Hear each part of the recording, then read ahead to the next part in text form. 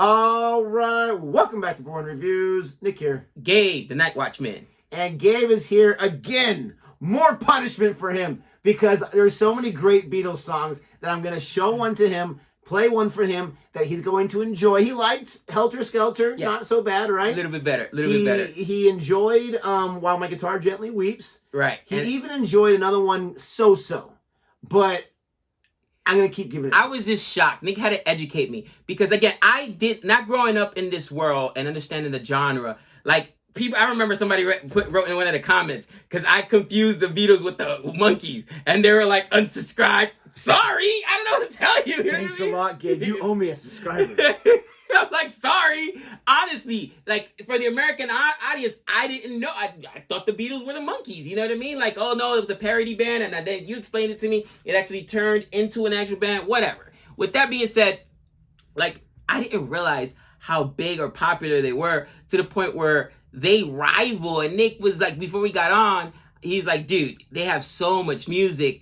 And the 25 number one... So I was wrong. It's 20. My bad. 20 number one hits. That is insane. That is, I mean, I don't think Michael Jackson had 20 number one hits. That is bananas. Like, I don't know. Maybe it passed me by. Maybe because it wasn't in my era growing up. Like, I guess from that perspective. And I should understand how big they are because there is a show here in Vegas dedicated to them.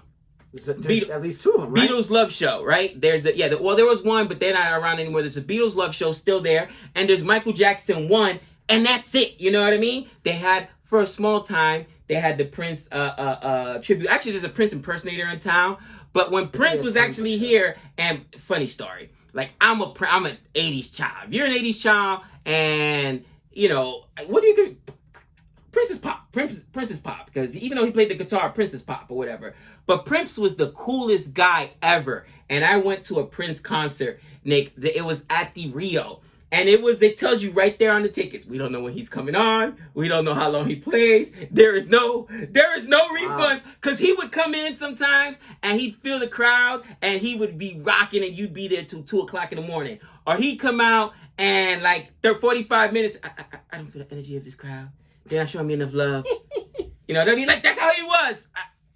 I'm done. And in his contract. And people would be like, it's Prince. It didn't matter. It was Prince. You know what I mean? Like, you're going to go crazy, but I've never listened to, besides the Batman soundtrack, willingly any Prince songs. I know, right? I know about some of them. I know about Purple Rain. I never listened to the song in its entirety. Never in my life was that I ever had Purple Rain was so big, they gave him a movie and he couldn't act. Have you seen Purple Rain? It's not believable. Not even a little. You know why? Because that movie was terrible. The song was so good. That album was so big. They gave him a movie and the guy can't act. Not even a little bit. Unbelievable fight scenes. Like he's... Listen, this is America. We make money on anything we can. Anything. Dude, Purple Rain was terrible, but that's how big of it.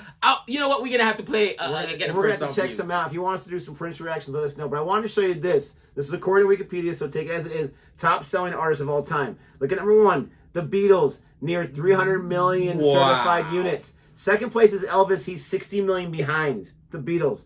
Then you have Michael Jackson. Actually, I'm not sure what order this is in. Michael Jackson's actually at 284, so he's right behind them. Right behind Elton John, 200 million. Queen, 185. And we talked about Queen when we got to that. Madonna, Led Zeppelin at 142. Rihanna's at 358. So Rihanna? This is claim sales compared to certified. So she actually has a higher certified sales. She's and she has like $1 billion company. Oh yeah, she's huge money. But besides Rihanna, certified sales, they have more. They have more claim sales. That is banana to me that she's even up there like that. Savannah loves Rihanna. She does like the she's got that Caribbean, you know what I mean? Barbados voice or whatever. But I mean, I always thought she was okay. I didn't think she was that big. According to this list, they're the top. They're the top. And then you have like the next tier. Eminem's in that next tier. Eminem's the only rapper even close up there. Holy Eagles cow. are in there. Beyonce's in there. But anyways, so they're huge and they're influential. So we're checking out one of their songs today at his begrudging, whatever you want to say. This is one of my favorite songs. It was one of my dad's all-time favorite songs, so it also holds that place. Here Comes the Sun. This was, as far as I know, it was written by George Harrison, who most of the songs were written by Lennon and McCartney. He wrote some of them, co-wrote some of them, but this is one that he wrote, and then he was able to take as he toured solo or whatever. Love this song. It's more of a softer, slower song, but I don't want to give any more about it. We're going to see what he thinks about it. Please don't forget to like and subscribe. We've had quite a few requests for this one as well, so it's not like this is just like some obscure one that Nick likes. This is one of their best songs, in my opinion. How dare you? We let the village decide what's the best song. And they didn't say this was the best, but they request this one a lot. Here we go.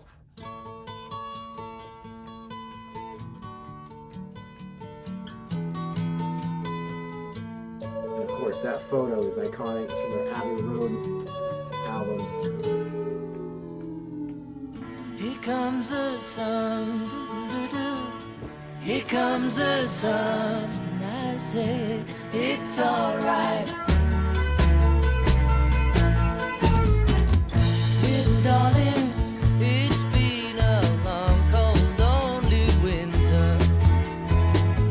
Little darling, it feels like years since it's been here. Here comes the sun. Here comes the sun. I say it's alright.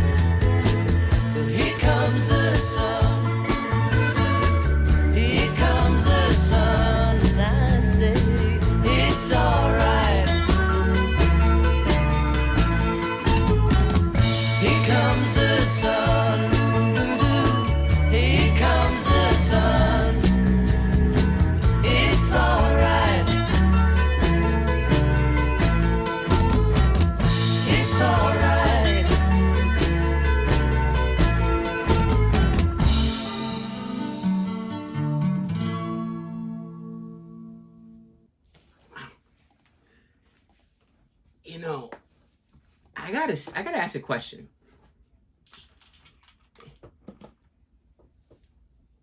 First of all, I really enjoyed the song. Oh, thank goodness.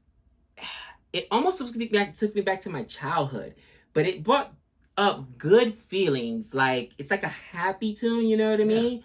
And first of all, it's one of the song, other than Helter Skelter, that was very layered. It wasn't just as repetitive. Even the repetitive parts, they still changed things in there. There a whole bunch of different instruments, which I liked.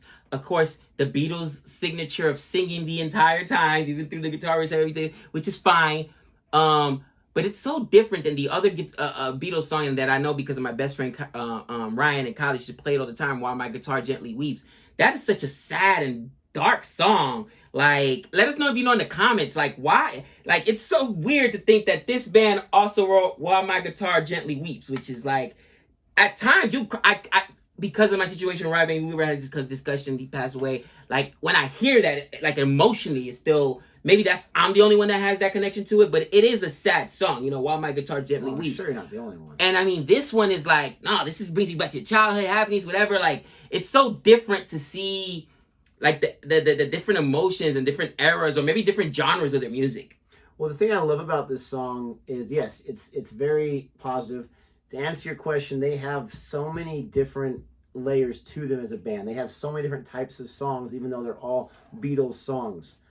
They don't have like hard rock songs and this or that, but they have all different types of songs. So but House of Skelter would probably be the more harder, rock. Right? Yeah, that was way different than this. But the song right here, the thing that's great about it is just the idea of you're going through something tough. You've been going through it. Oh, wait, here comes the sun.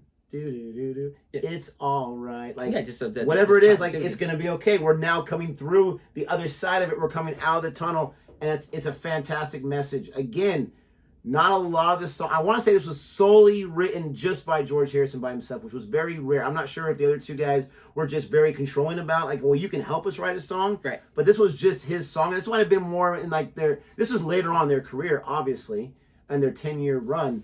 Who wrote "While My Guitar Gently Weeps"? That I don't know. This one I did because my dad would always talk about it. Okay, and I'm gonna do it on an added, but it's on a different added list. This goes along with because and this is another thing. Like when I explain when it comes to rock, right? I got my rock, heavy metal, whatever, and then I got my rock where it's the soft listening. I can listen to this while I'm doing, you know, grading papers or lesson plans. And the difference between that is, like, I can listen to, for instance, Stairway to Heaven from Led Zeppelin. That's a softer, that, you know, that you put me on there. Or that, the Rolling Stones, Give Me Shelter. Give Me Shelter, Comfortably Numb by Pink Floyd. It reminds me like that, just softer, more, you know what I mean? So it's an added. You finally got an added on the Beatles there, but, you know, it's so different that this band is so, like... They have so many other songs, too. And again, like, if you're looking for, like, a Metallica or a Megadeth, you're not going to get that from them. But they are very diverse, very eclectic. And what I just found out right now, he also did write While My Guitar Gently Weeps. I was about to say, because it's so weird that he goes so dark, but so... And in this one, this was more like upbringing, like it's almost spiritual. You know what I mean? Such a positive, but you could still see it's the same, almost the same style. You know what I mean? Like what was happening in his life at the time? If this was like, and because they say musicians express themselves through the music, you know what I mean? Here comes the song of the Beatles. I always have to do it right here, dude, because then when I get home, I'm literally calling him. Hey, if I'm on the gym, what's the name of that song again? It's like he that. Wants to make sure he doesn't miss out. I'm glad you enjoy it. That makes me feel a little happier. But you know it's going to make me get some more out there. It's going to drive you crazy. But he's found a few now, ladies and gentlemen. And it sounds like he prefers George Harrison's writing style. Something is another one that I didn't realize he wrote. That's another really good song. Maybe we'll check that out sometime. That's so weird, though, that like he... And again, don't crush me, but the only reason I know that because of my personal connection to the song, While My Guitar Gently Weeps, is because of Ryan, but I know that it's also part of their Beatles show out here, so it's one of their bigger songs. And you say that this Here Comes the Song was one of the bigger songs, then why didn't they let him write more music? That just... Maybe he wasn't... I don't know if they were a little more controlling about it, because like, they were like... Think about it. These guys are the hit makers. They've had like 18, 16 number one hits. Like, why don't we just keep going to them? Oh, you know, Chop, I got a song I could write. You know, or that's your British accent? That's my Beatles British accent. My last question. You mentioned Abbey Road, and everybody mentions the famed Abbey Road. When you were in England, did you get to go down there and snap a picture down there? I don't even know where it's at. No, we didn't really think about that kind of stuff because, I mean, again, there was so much to do. I know you guys visited the castle, different places, but no, I didn't even think about that.